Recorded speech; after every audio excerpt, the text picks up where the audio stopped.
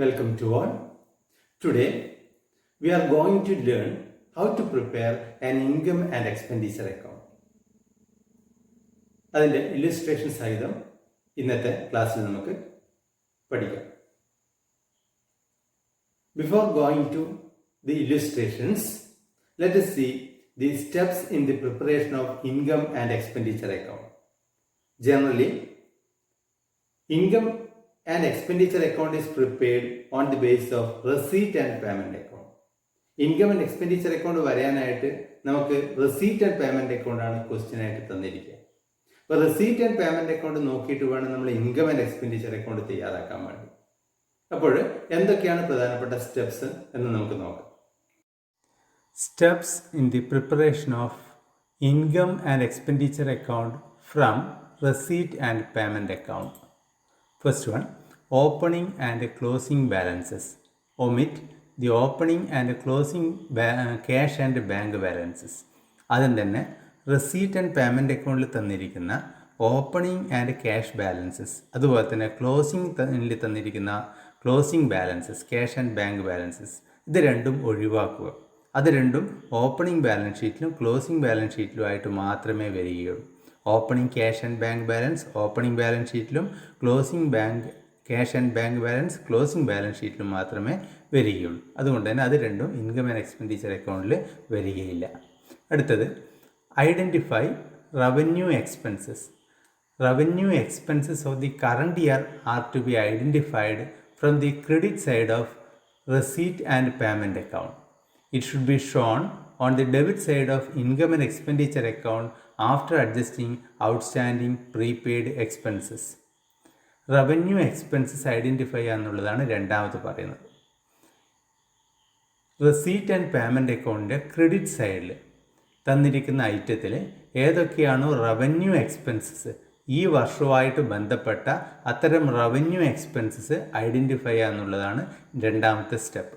അങ്ങനെ ഐഡൻറ്റിഫൈ ചെയ്ത് കഴിഞ്ഞാൽ അതിൻ്റെ അകത്ത് ആവശ്യമായ അഡ്ജസ്റ്റ്മെൻറ്റുകൾ, ഔട്ട്സ്റ്റാൻഡിങ് എക്സ്പെൻസ്, പ്രീപെയ്ഡ് എക്സ്പെൻസസ് പോലുള്ള അഡ്ജസ്റ്റ്മെൻറ്റുകൾ കൂടി വരുത്തിയതിന് ശേഷം ഇൻകം ആൻഡ് എക്സ്പെൻഡിച്ചർ അക്കൗണ്ടിൻ്റെ ഡെബിറ്റ് സൈഡിൽ, എക്സ്പെൻഡിച്ചർ സൈഡിൽ കാണിക്കുക എന്നുള്ളതാണ് രണ്ടാമത്തെ സ്റ്റെപ്പിൽ പറയുന്നത്.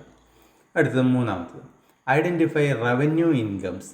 സിമിലർലി റെസീറ്റ് ആൻഡ് പേയ്മെൻറ്റ് അക്കൗണ്ടിൻ്റെ ഡെബിറ്റ് സൈഡിൽ, റെസീറ്റ് സൈഡിൽ തന്നിരിക്കുന്ന റെസീറ്റുകളിൽ ഏതൊക്കെയാണോ ഈ വർഷവുമായിട്ട് ബന്ധപ്പെട്ട റവന്യൂ ഇൻകംസ്, ആ റവന്യൂ ഇൻകംസ് ഐഡൻറ്റിഫൈ ചെയ്യുക, അതിനകത്ത് ആവശ്യമായ അഡ്ജസ്റ്റ്മെൻറ്റുകൾ വരുത്തുക.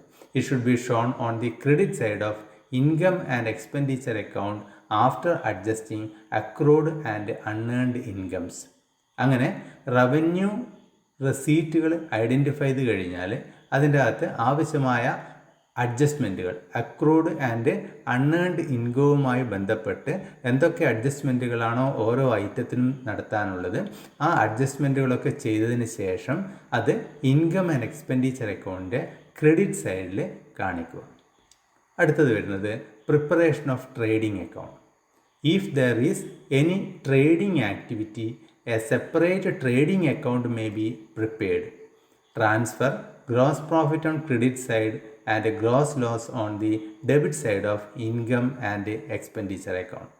നമ്മുടെ നോട്ട് ഫോർ പ്രോഫിറ്റ് ഓർഗനൈസേഷന് എന്തെങ്കിലും തരത്തിലുള്ള ട്രേഡിംഗ് ആക്ടിവിറ്റി ഉണ്ടെങ്കിൽ മാത്രമേ ട്രേഡിംഗ് അക്കൗണ്ട് തയ്യാറാക്കേണ്ടതായിട്ടുള്ളൂ.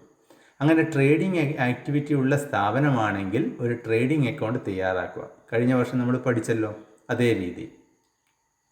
ഗ്രോസ് പ്രോഫിറ്റ് കിട്ടിക്കഴിഞ്ഞാൽ ആ gross profit income and expenditure അക്കൗണ്ടിൻ്റെ ക്രെഡിറ്റ് സൈഡിലേക്കും, ഗ്രോസ് ലോസ് ആണെങ്കിൽ ഡെബിറ്റ് സൈഡിലേക്കും ട്രാൻസ്ഫർ ചെയ്യുക.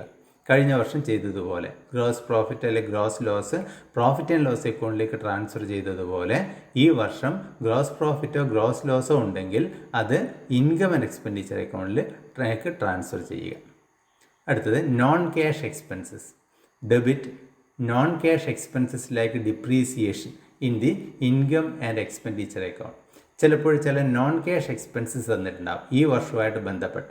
അങ്ങനെ നോൺ ക്യാഷ് എക്സ്പെൻസസ്, ഡിപ്രീസിയേഷൻ പോലുള്ള നോൺ ക്യാഷ് എക്സ്പെൻസസ് വല്ലതും തന്നിട്ടുണ്ടെങ്കിൽ അത് ഇൻകം ആൻഡ് എക്സ്പെൻഡിച്ചർ അക്കൗണ്ടിൻ്റെ ഡെബിറ്റ് സൈഡിൽ, എക്സ്പെൻഡിച്ചർ സൈഡിൽ കാണിക്കുക. അടുത്തത്, അസർടെയിൻ balance. The excess of income over expenditure is called surplus and excess of expenditure over income is called deficit. The surplus or deficit is transferred to capital fund. അടുത്തത് income and expenditure account balance ചെയ്യുക എന്നുള്ളതാണ്. Balance ചെയ്യുമ്പോൾ income side കൂടുതലും expenditure side കുറവുമാണെങ്കിൽ അതിനെയാണ് surplus എന്ന് പറയുന്നത്. Expenditure side കൂടുതലും income side കുറവുമാണെങ്കിൽ അതിനെ പറയുന്നതാണ് ഡെഫിസിറ്റ്. അപ്പം ഇൻകം ആൻഡ് എക്സ്പെൻഡിച്ചർ അക്കൗണ്ടിൻ്റെ ബാലൻസിന് പറയുന്ന പേര് ഒന്നുകിൽ സർപ്ലസ് ആയിരിക്കും അല്ലെങ്കിൽ ഡെഫിസിറ്റ് ആയിരിക്കും. സർപ്ലസ് ആയിക്കഴിഞ്ഞാലും ഡെഫിസിറ്റ് ആയിക്കഴിഞ്ഞാലും ഇത് ക്യാപിറ്റൽ ഫണ്ടിലേക്ക് ട്രാൻസ്ഫർ ചെയ്യാം. ബാലൻസ് ഷീറ്റ് വരയുന്ന സമയത്ത് ബാലൻസ് ഷീറ്റിൽ ലാബിലിറ്റി സൈഡിൽ ക്യാപിറ്റൽ ഫണ്ട് കാണിക്കുമ്പോൾ സർപ്ലസ് ഉണ്ടെങ്കിൽ അത് ആ ക്യാപിറ്റൽ ഫണ്ടിനോട് ആഡ് ചെയ്യാം. ഡെഫിസിറ്റ് ആണെങ്കിൽ അത് ക്യാപിറ്റൽ ഫണ്ടിൽ നിന്നും ഡിഡക്റ്റ് ചെയ്യാം. ഇത്രയാണ് പ്രധാനപ്പെട്ട സ്റ്റെപ്സ്. അടുത്തത് ഇൻകം ആൻഡ് എക്സ്പെൻഡിച്ചർ അക്കൗണ്ടിൻ്റെ ഫോർമാറ്റ് നമുക്കൊന്ന് കാണാം. അതിൻ്റെ ഡെബിറ്റ് സൈഡിൽ എക്സ്പെൻഡിച്ചർ സൈഡാണ്, ക്രെഡിറ്റ് സൈഡ് എന്ന് പറയുന്നത് ഇൻകം സൈഡാണ്. എക്സ്പെൻഡിച്ചർ സൈഡായ ഡെബിറ്റ് സൈഡിൽ ഈ വർഷവുമായി ബന്ധപ്പെട്ട എല്ലാ ചെലവുകളും എല്ലാ എക്സ്പെൻസസും ഡെബിറ്റ് സൈഡിൽ കാണിച്ചിരിക്കണം. ആ ചെലവ് പൈസ കൊടുത്തോ കൊടുത്തില്ലയോ അതൊന്നും പ്രശ്നമല്ല. ഈ വർഷത്തെ മൊത്തം ചെലവുകൾ ഡെബിറ്റ് സൈഡിൽ കാണിച്ചിരിക്കണം. അതുപോലെ തന്നെ ക്രെഡിറ്റ് സൈഡിൽ ഈ വർഷത്തെ മൊത്തം ഇൻകം കാണിച്ചിരിക്കണം. ആ ഇൻകം നമുക്ക് പൈസ കിട്ടിയോ ഇല്ലയോ എന്നുള്ളത് അവിടെ പ്രശ്നമല്ല. നമ്മുടെ മൊത്തം ഈ വർഷത്തെ ഇൻകം എത്രയാണോ ആ ഇൻകം ക്രെഡിറ്റ് സൈഡിലും കാണിച്ചിരിക്കണം. റവന്യൂ ഐറ്റംസ് മാത്രമേ ഇൻകം ആൻഡ് എക്സ്പെൻഡിച്ചർ അക്കൗണ്ടിൽ കാണിക്കേണ്ടതായിട്ടുള്ളൂ. അടുത്തത് ഒരു ഇല്ലുസ്ട്രേഷനാണ്. ആ ഇല്ലുസ്ട്രേഷൻ്റെ ക്വസ്റ്റ്യൻ തന്നു കഴിഞ്ഞാൽ ആ ക്വസ്റ്റ്യൻസ് ആദ്യം എഴുതിയെടുക്കുമ്പോൾ ആ ക്വസ്റ്റ്യൻസ് നമ്മൾ കൂടുതൽ പരിചയപ്പെടും. അങ്ങനെ ക്വസ്റ്റ്യൻസ് എന്തൊക്കെയാണെന്ന് കൃത്യമായി ബോധ്യം വന്നതിന് ശേഷം മാത്രമേ ആൻസർ ഭാഗത്തിലേക്ക് കടക്കാൻ വേണ്ടി പാടുള്ളൂ. നമുക്ക് പോകാം. ആദ്യത്തെ illustration. From the receipt and payment account given below, prepare the income and expenditure account of Clean Delhi Club for the year ended 31st March 2017. Clean Delhi ക്ലബിൻ്റെ റെസീറ്റ് ആൻഡ് പേയ്മെൻറ്റ് അക്കൗണ്ടാണ് നമുക്ക് തന്നിരിക്കുന്നത്. അത് പ്രകാരം ഒരു ഇൻകം ആൻഡ് എക്സ്പെൻഡിച്ചർ അക്കൗണ്ട് തയ്യാറാക്കാനാണ് ആവശ്യപ്പെട്ടിരിക്കുന്നത്. അപ്പോൾ receipt and payment account for the year ending 31st March 2017. വർഷാവസാനം എന്ന് പറയുന്നത് 31st March 2017 ആണ്. ഈ റെസീറ്റ് ആൻഡ് പേയ്മെൻറ്റ് അക്കൗണ്ട് പ്രകാരം ഒരു ഇൻകം ആൻഡ് എക്സ്പെൻഡിച്ചർ അക്കൗണ്ട് തയ്യാറാക്കുക. അപ്പോൾ ഇതിൽ വേറെ യാതൊരു തരത്തിലുള്ള അഡ്ജസ്റ്റ്മെൻറ്റുകളും നമുക്ക് തന്നിട്ടില്ല. റെസീറ്റ് ആൻഡ് പേയ്മെൻറ്റ് അക്കൗണ്ടിലുള്ള ഏതൊക്കെയാണോ റവന്യൂ നാച്ചുറായിട്ടുള്ള ഐറ്റംസ് ആ റവന്യൂ നാച്ചുറായിട്ടുള്ള ഐറ്റംസ് ഇൻകം ആൻഡ് എക്സ്പെൻഡിച്ചർ അക്കൗണ്ടിൽ മാറ്റി എഴുതി income and expenditure account total ചെയ്ത് ബാലൻസ് ചെയ്താൽ മാത്രം മതിയാവും. വളരെ സിമ്പിളായിട്ടുള്ള ഒരു ക്വസ്റ്റ്യനാണ്. നമുക്ക് നോക്കാം എങ്ങനെയാണ് അത് തയ്യാറാക്കേണ്ടത് എന്ന് നമുക്ക് നോക്കാം. ആദ്യം തന്നെ നമുക്ക് ആ ക്വസ്റ്റ്യൻ തന്നിട്ടുണ്ട്. Receipt and payment account for the year ending 31st March 2017. അതുപ്രകാരം നമ്മൾ ഇൻകം ആൻഡ് എക്സ്പെൻഡിച്ചർ അക്കൗണ്ട് തയ്യാറാക്കുകയാണ്. Income and expenditure account for the year ended 31st March 2017 heading കൊടുത്തു. അതിനുശേഷം അക്കൗണ്ട് വരഞ്ഞു. ഡെബിറ്റ് സൈഡ് എന്ന് പറയുന്നത് എക്സ്പെൻഡിച്ചർ സൈഡാണ്, ക്രെഡിറ്റ് സൈഡ് എന്ന് പറയുന്നത് ഇൻകം സൈഡാണ്. ഇപ്പോൾ രണ്ട് സൈഡുകൾ നമ്മൾ പർട്ടിക്കുലേഴ്സ് കോളത്തിൽ എഴുതി കഴിഞ്ഞു. അടുത്തത് ഐറ്റംസ് നമുക്ക് നോക്കാം. ആദ്യത്തെ ഐറ്റം വരുന്നത് ബാലൻസ് ഡ്രോ ഡൗൺ, ക്യാഷിൻ്റെ ഓപ്പണിംഗ് ബാലൻസ് ആണ്. നമ്മൾ steps in preparation of income and expenditure account പഠിച്ചപ്പോൾ പഠിച്ചു ഓപ്പണിംഗ് ബാലൻസും ക്ലോസിംഗ് ബാലൻസും ഇൻകം ആൻഡ് എക്സ്പെൻഡിച്ചർ അക്കൗണ്ട് വരില്ല എന്ന്. അതുകൊണ്ട് തന്നെ cash in hand, opening balance of cash എന്ന് പറയുന്നത് ഓപ്പണിംഗ് ബാലൻസ് ഷീറ്റിൽ മാത്രമേ വരികയുള്ളൂ, ഇൻകം ആൻഡ് എക്സ്പെൻഡിച്ചർ അക്കൗണ്ടിൽ വരില്ല. രണ്ടാമത് വരുന്നതാണ് സബ്സ്ക്രിപ്ഷൻസ്. സബ്സ്ക്രിപ്ഷൻസ് എന്ന് പറയുന്നത് റവന്യൂ നേച്ചറുള്ള ഒരു റെസീറ്റാണ്.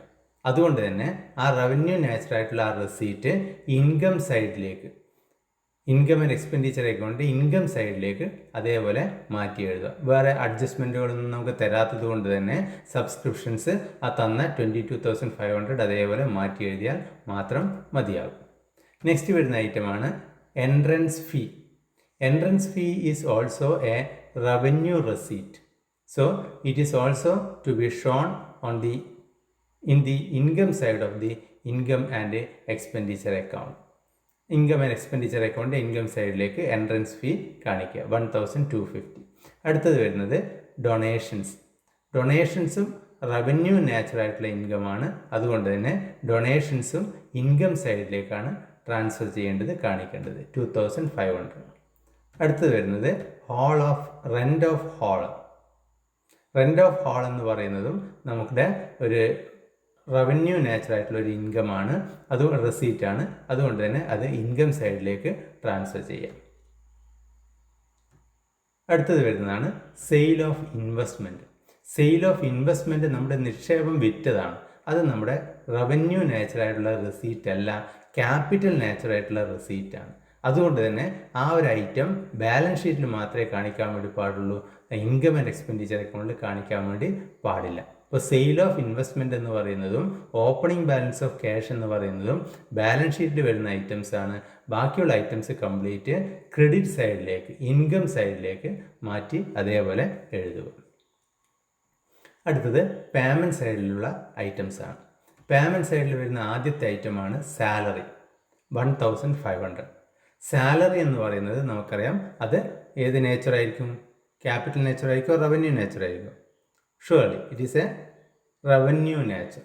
അത് റവന്യൂ നേച്ചറായിട്ടുള്ള ഒന്നാണ്, ഒരു പേയ്മെൻ്റാണ്. അതുകൊണ്ട് തന്നെ അത് എക്സ്പെൻഡിച്ചർ സൈഡിലേക്ക് മാറ്റി എഴുതാം. അപ്പോൾ എക്സ്പെൻഡിച്ചർ സൈഡിലുള്ള ആദ്യത്തെ ഐറ്റം കിട്ടി, സാലറി 1,500. നെക്സ്റ്റ് വരുന്നത് റെൻ്റാണ്. റെൻ്റ് എന്ന് പറയുന്നത് ക്യാപിറ്റൽ ആയിരിക്കുമോ റവന്യൂ ആയിരിക്കുമോ? അത് ഡെഫിനറ്റ്ലി അത് റവന്യൂ നാച്ചുറായിട്ടുള്ളൊരു പേയ്മെൻ്റാണ്. അതുകൊണ്ട് തന്നെ അതും എക്സ്പെൻഡിച്ചർ സൈഡിലേക്ക് മാറ്റി എഴുതുക. റെൻറ്റ് 800. പിന്നെ വരുന്നത് ഇലക്ട്രിസിറ്റി. ഇലക്ട്രിസിറ്റി എന്ന് പറയുന്നതും റവന്യൂ നാച്ചുറായിട്ടുള്ളൊരു ഐറ്റമാണ്. അതുകൊണ്ട് അതും ഇൻകം ആൻഡ് എക്സ്പെൻഡിച്ചർ അക്കൗണ്ടിൽ എക്സ്പെൻഡിച്ചർ സൈഡിലേക്ക് മാറ്റി എഴുതും. പിന്നെ വരുന്നതാണ് ടാക്സസ്. ടാക്സസ് എന്ന് പറയുന്നതും റവന്യൂ നാച്ചുറായിട്ടുള്ള ഒരു ഐറ്റമാണ്. അതുകൊണ്ട് അതും എക്സ്പെൻഡിച്ചർ സൈഡിലേക്ക് മാറ്റി എഴുതും. പിന്നെ വരുന്നതാണ് printing and stationery. Printing and stationery എന്ന് പറയുന്നത് എന്തായിരിക്കാം? റവന്യൂ ആയിരിക്കുമോ ക്യാപിറ്റൽ ആയിരിക്കുമോ? യെസ്, അത് റവന്യൂ നാച്ചുറായിട്ടുള്ള ഒരു പേയ്മെൻ്റാണ്. അതുകൊണ്ട് തന്നെ അത് എക്സ്പെൻഡിച്ചർ സൈഡിലേക്ക് മാറ്റി എഴുതുക. Printing and stationery 380. പിന്നെ വരുന്നതാണ് സൺട്രി എക്സ്പെൻസസ്. അതും എക്സ്പെൻസാണ്, ചിലവാണ്. അതുകൊണ്ട് തന്നെ അത് എക്സ്പെൻഡിച്ചർ സൈഡിലേക്ക്, റവന്യൂ ഐറ്റമാണ്, എക്സ്പെൻഡിച്ചർ സൈഡിലേക്ക് മാറ്റി എഴുതുക. പിന്നെ വരുന്ന ഐറ്റമാണ് ബുക്സ് പർച്ചേസ്ഡ്. ബുക്സ് പർച്ചേസ്ഡ് എന്ന് പറയുന്നത് ക്യാപിറ്റൽ നാച്ചുറായിട്ടുള്ള ഒരു പേയ്മെൻ്റാണ്.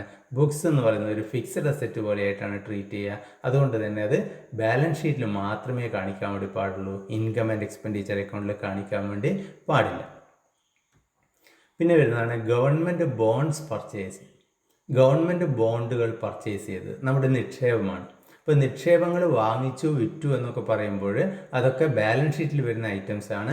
അതൊന്നും ഇൻകം ആൻഡ് എക്സ്പെൻഡിച്ചർ അക്കൗണ്ടിൽ വരുന്നതല്ല, ക്യാപിറ്റൽ നാച്ചുറായിട്ടുള്ള ഐറ്റമാണ്. പിന്നെ വരുന്നതാണ് ഫിക്സഡ് ഡെപ്പോസിറ്റ് വിത്ത് ബാങ്ക്. ബാങ്കിലുള്ള നമ്മുടെ സ്ഥിര നിക്ഷേപം, അതും ക്യാപിറ്റൽ നാച്ചുറായിട്ടുള്ള ഒരു ഐറ്റമാണ്. അതും ഇൻകം ആൻഡ് എക്സ്പെൻഡിച്ചർ അക്കൗണ്ടിൽ വരില്ല.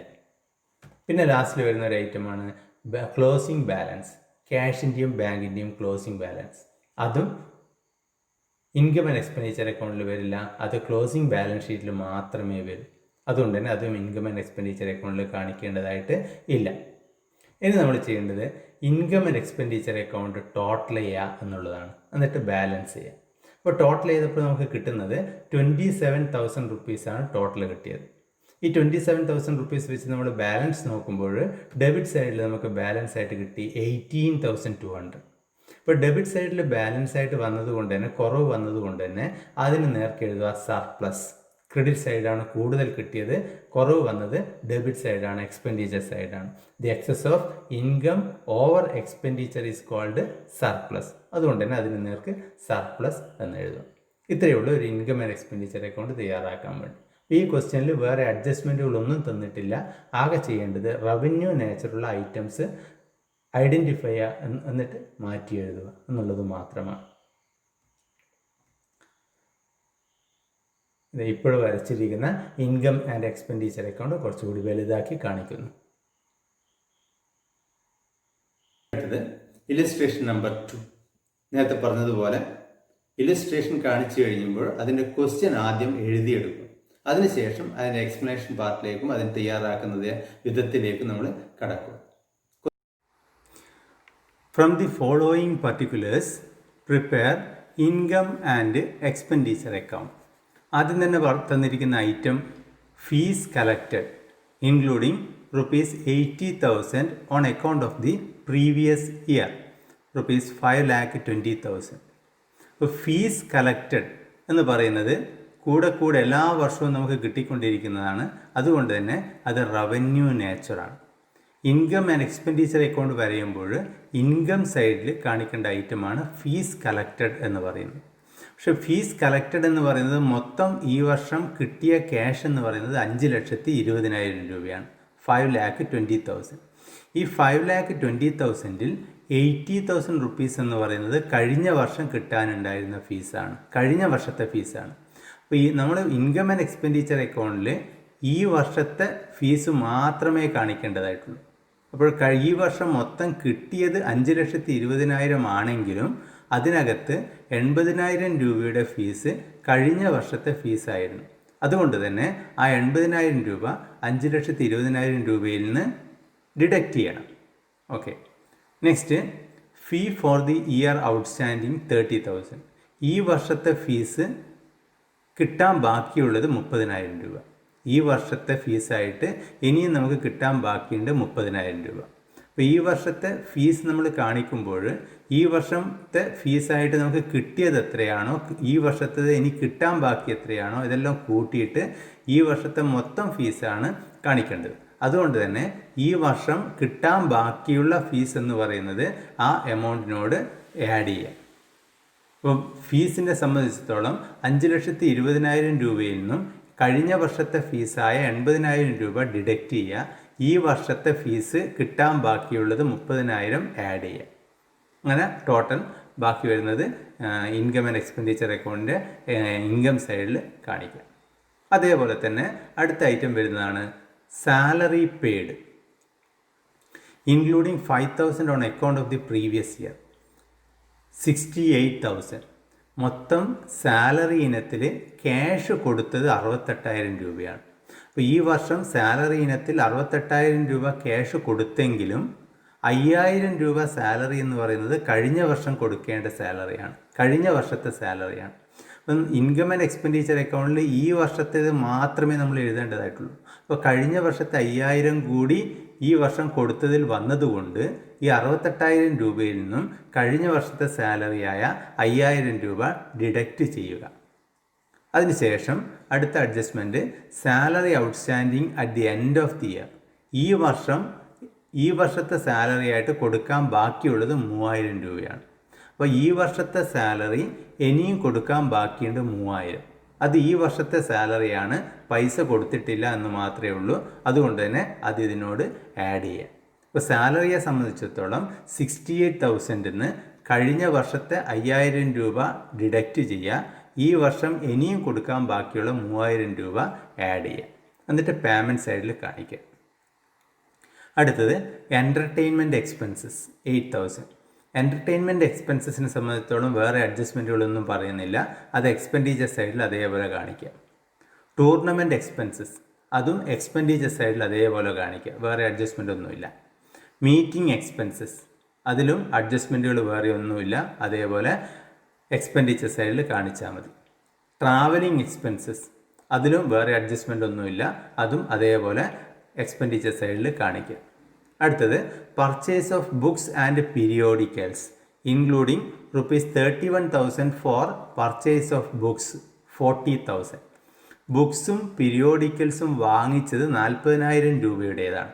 അപ്പം നമുക്കറിയാം പർച്ചേസ് ഓഫ് ബുക്സ് എന്ന് പറയുന്നത് ഏത് നേച്ചറായിരുന്നു, റവന്യൂ ക്യാപിറ്റലോ?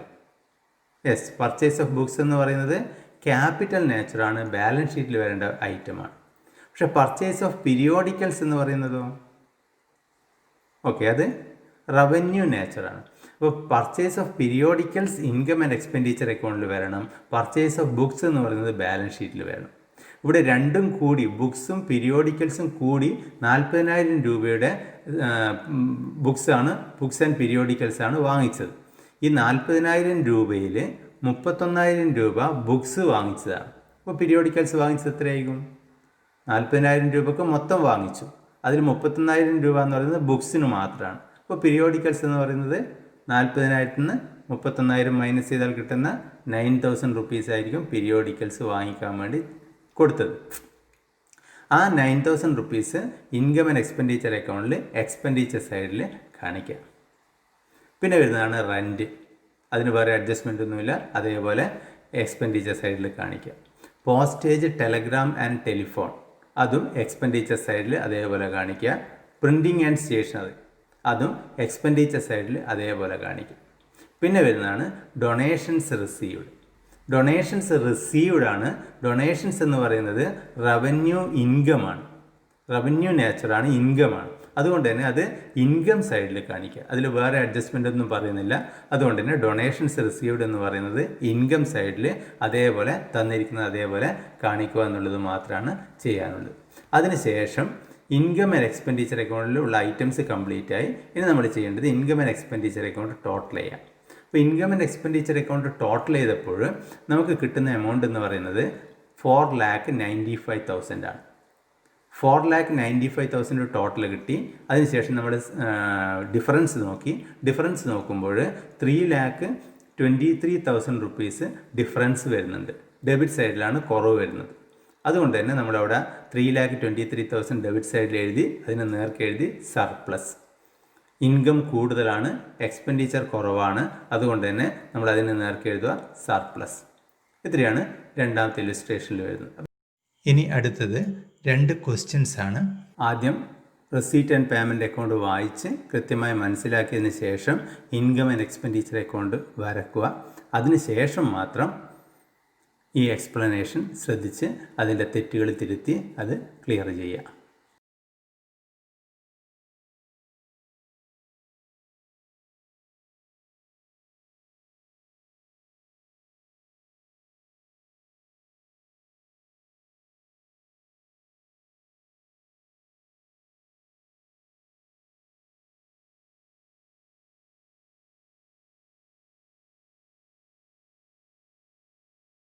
അത് വായിക്കാം.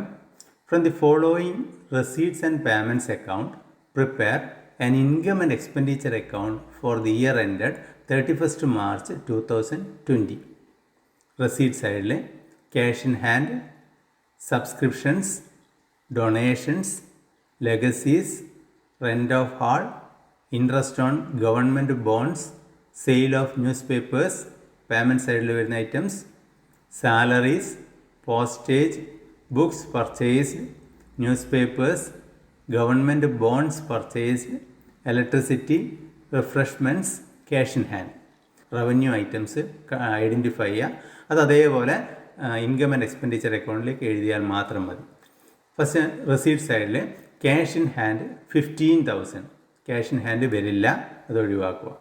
സബ്സ്ക്രിപ്ഷൻസ് ഇൻകം സൈഡിൽ മാറ്റി എഴുതുക. Income and expenditure account income സൈഡിൽ, ഡൊണേഷൻസ് ഇൻകം സൈഡിൽ എഴുതുക. ലെഗസീസ് എന്ന് പറയുന്നത് ക്യാപിറ്റലോ റവന്യൂ, ദാറ്റ് ഈസ് ക്യാപിറ്റൽ, അത് ക്യാപിറ്റലാണ്, അത് ബാലൻസ് ഷീറ്റിൽ മാത്രമേ വരൂ, ഇൻകം ആൻഡ് എക്സ്പെൻഡിച്ചർ അക്കൗണ്ടിൽ വരില്ല. Rent of hall, rent of hall എന്ന് പറയുന്നത് ഇൻകം സൈഡിൽ കാണിക്കുക. Interest on government bond, that is ഇൻകമാണ്, income and expenditure account credit സൈഡിൽ ഇൻകം സൈഡിൽ കാണിക്കുക. ഇൻട്രസ്റ്റ് ഓൺ ഗവൺമെൻറ് ബോണ്ട്സ് എന്ന് പറയുന്നത് റവന്യൂ റെസീറ്റാണ്. ഇവിടെ ഇൻട്രസ്റ്റ് എന്ന് പറയുന്നത് കൊണ്ട് അത് റെസീറ്റ് ആയിട്ട് വേണം എടുക്കാൻ വേണ്ടി, അത് റവന്യൂ ആയിട്ട് വേണം എടുക്കാൻ വേണ്ടി. സെയിൽ ഓഫ് ന്യൂസ് പേപ്പേഴ്സ്, അതും റവന്യൂ ആയി എടുത്തുകൊണ്ട് ഇൻകം ആൻഡ് എക്സ്പെൻഡിച്ചർ അക്കൗണ്ടിൽ കാണിക്കുക. Next payment side, salaries expenditure സൈഡിൽ അതേപോലെ കാണിക്കുക. പോസ്റ്റേജ് എക്സ്പെൻഡിച്ചർ സൈഡിൽ കാണിക്കുക. ബുക്സ് പർച്ചേസ്ഡ് നേരത്തെ പറഞ്ഞു ബുക്സ് എന്ന് പറയുന്നത് ഫിക്സഡ് അസറ്റ് പോലെയാണ് ട്രീറ്റ് ചെയ്യുക. അതുകൊണ്ട് തന്നെ അത് ഇൻകം ആൻഡ് എക്സ്പെൻഡിച്ചർ അക്കൗണ്ടിൽ വരില്ല, ബാലൻസ് ഷീറ്റിൽ മാത്രമേ വരൂ. ന്യൂസ് പേപ്പേഴ്സ് എന്ന് പറയുന്നത് ഈ എക്സ്പെൻഡിച്ചർ സൈഡിൽ കാണിക്കുക. Government bonds purchased, government bond purchase ചെയ്തു എന്ന് പറഞ്ഞു കഴിഞ്ഞാൽ അത് പേയ്മെൻറ്റ് സൈഡിൽ വരില്ല, അല്ലെങ്കിൽ എക്സ്പെൻഡിച്ചർ സൈഡിൽ വരില്ല, അത് ബാലൻസ് ഷീറ്റിൽ മാത്രമേ വരൂ. അതിൻ്റെ അകത്തുനിന്നുള്ള ഇൻട്രസ്റ്റ് നമുക്ക് ഇൻകമായിട്ട് കാണിക്കാം. പക്ഷേ ഗവൺമെൻറ് ബോണ്ട് പർച്ചേസ്ഡ് എന്ന് പറയുന്നത് ബാലൻസ് ഷീറ്റിൽ മാത്രമേ വരികയുള്ളൂ. ഇലക്ട്രിസിറ്റി ദാറ്റ് ഈസ് എക്സ്പെൻഡിച്ചർ സൈഡിൽ കാണിക്കുക. റിഫ്രഷ്മെൻറ്റ് ദാറ്റ് ഈസ് എക്സ്പെൻഡിച്ചർ സൈഡിൽ കാണിക്കുക. പിന്നെ ക്യാഷിൻ്റെ ക്ലോസിംഗ് ബാലൻസ് അത് വരില്ല, അത് ബാലൻസ് ഷീറ്റിൽ മാത്രമേ വരൂ. അപ്പോൾ ഇത്രയും item income and expenditure account എഴുതി കഴിഞ്ഞാൽ income and expenditure account total ചെയ്യുക, ബാലൻസ് ചെയ്യുക. ബാലൻസ് എന്ന് പറയുന്നത് ഒന്നുകിൽ സർപ്ലസ് ആയിരിക്കും അല്ലെങ്കിൽ ഡെഫിസിറ്റ് ആയിരിക്കും. അടുത്ത assignment, the following is the account of cash transactions of the Nari Kalyan Samiti for the year ended 31st December 2017. Balance from last year. Cash balance ആണ്, ഓപ്പണിംഗ് ബാലൻസ് ആണ്, അത് ഇൻകം ആൻഡ് എക്സ്പെൻഡിച്ചർ അക്കൗണ്ടിൽ വരില്ല. സബ്സ്ക്രിപ്ഷൻസ് ഇൻകം ആൻഡ് എക്സ്പെൻഡിച്ചർ അക്കൗണ്ടിൻ്റെ income സൈഡിൽ കാണിക്കണം. അതിന് adjustment പറയുന്നുണ്ട്, അഡ്ജസ്റ്റ്മെൻറ്റിന് ശേഷം ഇൻകം സൈഡിൽ കാണിക്കേണ്ടതാണ്. ലൈഫ് മെമ്പർഷിപ്പ് ഫീ സാധാരണ കേസിൽ ഇൻകം സൈഡിൽ വരില്ല. ഡൊണേഷൻസ് ഇൻകം സൈഡിൽ കാണിക്കണം. പ്രോഫിറ്റ് ഫ്രം എൻ്റർടൈൻമെൻറ്റ് അതും ഇൻകം സൈഡിൽ കാണിക്കേണ്ട item. Sale of old books, book value 1000. Sale of old books എന്ന് പറയുന്നത് ബാലൻസ് ഷീറ്റിൽ മാത്രമേ വരൂ. പക്ഷേ പ്രോഫിറ്റോ ലോസോ വിൽക്കുന്ന സമയത്ത് ഉണ്ടാവുകയാണെങ്കിൽ അത് നമ്മൾ കാണിച്ചിരിക്കണം. അപ്പോൾ 1000 രൂപ ബുക്ക് വിലയുള്ള ബുക്സ് 750 രൂപക്ക് വിറ്റു എന്ന് പറയുമ്പോൾ 250 രൂപ നമുക്ക് ലോസാണ്. 250 rupee will be the loss. ആ ലോസ് എന്ന് പറയുന്നത് ഇൻകം ആൻഡ് എക്സ്പെൻഡിച്ചർ അക്കൗണ്ടിൻ്റെ എക്സ്പെൻഡിച്ചർ സൈഡിൽ കാണിക്കണം. Loss on sale of books 250 rupee. 1000 റുപ്പിയാണ് ബുക്ക് വില, 750 രൂപക്കാണ് വിൽക്കുന്നത്. അപ്പോൾ 250 റുപ്പി നമ്മുടെ ലോസ് ആയിട്ട് ട്രീറ്റ് ചെയ്യണം. അത് എക്സ്പെൻഡിച്ചർ സൈഡിൽ, ആ ലോസ് മാത്രം എക്സ്പെൻഡിച്ചർ സൈഡിൽ കാണിക്കുക. ഇൻട്രസ്റ്റ് 350 അത് ഇൻകം സൈഡിൽ കാണിക്കുക. പിന്നെ പേയ്മെൻറ്റ് സൈഡിൽ വരുന്ന items, rent expenditure side, electricity charges expenditure side, lecturers fee expenditure side, office expenses expenditure side, printing and stationery expenditure side, legal fees expenditure side. Books expenditure സൈഡിൽ വരില്ല, ബാലൻസ് ഷീറ്റിൽ മാത്രമേ വരൂ. ഫർണിച്ചർ പർച്ചേസ്ഡ് ബാലൻസ് ഷീറ്റിൽ മാത്രമേ വരൂ. Expenses on ന്യൂക്കർ drama അത് expenditure സൈഡിൽ കാണിക്കുക. പിന്നെ cash in hand, cash at bank, ഇത് രണ്ടും ക്ലോസിംഗ് ബാലൻസസ് ആണ്, അത് ബാലൻസ് ഷീറ്റിൽ മാത്രമേ വരൂ, ഇൻകം ആൻഡ് എക്സ്പെൻഡിച്ചർ അക്കൗണ്ടിൽ വരില്ല. You are required to prepare an income and expenditure account after the following adjustment. First പറയുന്നത് subscription still to be received are 750. Subscription ഇനി കിട്ടാൻ ബാക്കിയുള്ളത് 750 രൂപയാണ്. അപ്പോൾ മൊത്തം കിട്ടിയത് 32,500 ആയിരുന്നു. അതിൽ 750 രൂപ ഇനിയും കിട്ടാൻ ബാക്കിയുണ്ട്. അപ്പോൾ 32,500 കിട്ടിയത് ഇനിയും കിട്ടാൻ ബാക്കിയുള്ളത് 750. അപ്പോൾ അത് ആ എമൗണ്ട് എന്ത് ചെയ്യേണ്ടി വരും? ആഡ് ചെയ്യണോ ഡിഡക്റ്റ് ചെയ്യണം? സ്വാഭാവികമായിട്ടും അത് ആഡ് ചെയ്യണം. ഈ വർഷത്തെ സബ്സ്ക്രിപ്ഷനാണ് കിട്ടാൻ ബാക്കിയുള്ളത്, അത് ആഡ് ചെയ്യാം. But subscription include 500 four the year 2018. Subscription മൊത്തം കിട്ടിയ 32,500 റുപ്പീസിൽ അടുത്ത വർഷം കിട്ടേണ്ടിയിരുന്ന സബ്സ്ക്രിപ്ഷൻ 500 രൂപ മുൻകൂട്ടി കിട്ടിയിട്ടുണ്ട്. അപ്പോൾ 32,500 നമുക്ക് ക്യാഷ് കിട്ടിയെങ്കിലും ആ എമൗണ്ട് പൂർണ്ണമായും ഈ വർഷത്തേതല്ല. 500 രൂപ അടുത്ത വർഷം കിട്ടേണ്ട പൈസയായിരുന്നു. അപ്പോൾ അത് ഈ 500 രൂപ എന്ത് ചെയ്യണം? സ്വാഭാവികമായിട്ടും ഈ വർഷത്തേതല്ലാത്തത് കൊണ്ട് തന്നെ അത് മൈനസ് ചെയ്യാം. എന്നിട്ട് സബ്സ്ക്രിപ്ഷൻ ഇൻകം സൈഡിൽ ബാക്കി വരുന്ന സബ്സ്ക്രിപ്ഷൻ കാണിക്കാം. പിന്നെ in the beginning of the year the sung on building 20,000, furniture 3,000, books 2,000. അതെല്ലാം ഓപ്പണിംഗ് ബാലൻസ് ഷീറ്റിൽ മാത്രമേ കാണിക്കുള്ളൂ. അതിപ്പോൾ പറയാൻ വേണ്ടി പറഞ്ഞിട്ടില്ല, പക്ഷേ ഡിപ്രീസിയേഷൻ ഉണ്ടെങ്കിൽ നമ്മൾ കാണിക്കണം. ഇപ്പോൾ പ്രൊവൈഡ് ഡിപ്രീസിയേഷൻ ഫർണിച്ചർ 5%. ഫർണിച്ചറിൻ്റെ മുകളിൽ 5% ഡിപ്രീസിയേഷൻ കണക്കാക്കുക, അത് എക്സ്പെൻഡിച്ചർ സൈഡിൽ കാണിക്കുക. ഇൻക്ലൂഡിങ് പർച്ചേസസിനടക്കം. ഇപ്പോൾ ഫർണിച്ചർ നമ്മൾ വാങ്ങിച്ചിട്ടുണ്ട്, ഫർണിച്ചർ പർച്ചേസിൽ 8,600 കാണുന്നുണ്ട്. ആ 8,600 പ്ലസ് ഓപ്പണിങ്ങിലെ ഫർണിച്ചർ 3,000, 11,600. 11,600ൻ്റെ 5% ആണ് ഡിപ്രീസിയേഷൻ ഫർണിച്ചർ. അതാണ് എക്സ്പെൻഡിച്ചർ സൈഡിൽ കാണിക്കേണ്ടത്. പിന്നെ ബുക്സ് അറ്റ് 10%. ബുക്സ് 10% ഡിപ്രീസിയേഷൻ കാണും. ഇപ്പോൾ ബുക്സിൻ്റെ ഓപ്പണിംഗ് ബാലൻസ് 2000 ഉണ്ട്. ഈ വർഷം വാങ്ങിച്ചത് 6,500 ഉണ്ട്. സെയിൽസ് എന്ന് പറയുന്നത് 1000 രൂപയുടെ സെയിൽസ് ഉണ്ട്. ഇപ്പോൾ ബുക്സിൻ്റെ ഡിപ്രീസിയേഷൻ കാണുമ്പോൾ 2000 രൂപ ഓപ്പണിംഗ് ബാലൻസ് പ്ലസ് ഈ വർഷം വാങ്ങിച്ചത് പേയ്മെൻറ്റ് സൈഡിൽ റെസീറ്റ്സ് ആൻഡ് പേയ്മെൻറ്റ്സ് അക്കൗണ്ടിൻ്റെ പേയ്മെൻറ്റ് സൈഡിൽ 6,500 ആഡ് ചെയ്യുക. ലെസ് ഈ വർഷം വിറ്റതിൻ്റെ ബുക്ക് വില 1000 രൂപ, അത് ലെസ് ചെയ്യുക. എന്നിട്ട് കിട്ടുന്ന എമൗണ്ടിൻ്റെ 10% ഡിപ്രീസിയേഷൻ ബുക്സിൻ്റെത് കാണും. അതിനുശേഷം ബിൽഡിങ്ങിന് കൂടി ഡിപ്രീസിയേഷൻ ഉണ്ട്. ബിൽഡിംഗ് നമ്മൾ ഈ വർഷം വാങ്ങിച്ചിട്ടില്ല, ഓപ്പണിംഗ് ബാലൻസ് മാത്രമേ ഉള്ളൂ. അപ്പോൾ ഓപ്പണിംഗ് ബാലൻസിൻ്റെ മുകളിൽ 5% ഡിപ്രീസിയേഷൻ കാണുക. അത് income and expenditure account expenditure സൈഡിൽ കാണിക്കും. ഇന്ന് ഞങ്ങൾ ഇൻകം ആൻഡ് എക്സ്പെൻഡിച്ചർ അക്കൗണ്ട് എങ്ങനെ തയ്യാറാക്കാം അതിൻ്റെ ഇല്ലുസ്ട്രേഷൻസ് നിങ്ങൾ പഠിച്ചു കഴിഞ്ഞു. അടുത്ത ക്ലാസ്സിൽ ബാലൻസ് ഷീറ്റ് അടക്കം തയ്യാറാക്കേണ്ട പ്രോബ്ലംസാണ് നമ്മൾ പഠിക്കാൻ വേണ്ടി പോകുന്നത്. അതുകൊണ്ട് തന്നെ ഇതുവരെ പഠിച്ച കാര്യങ്ങൾ കൃത്യമായിട്ട് മനസ്സിലാക്കി വെക്കുക. അടുത്ത ക്ലാസ്സിൽ നമുക്ക് കണ്ടുമുട്ടാം. എല്ലാവർക്കും നന്ദി, നമസ്കാരം.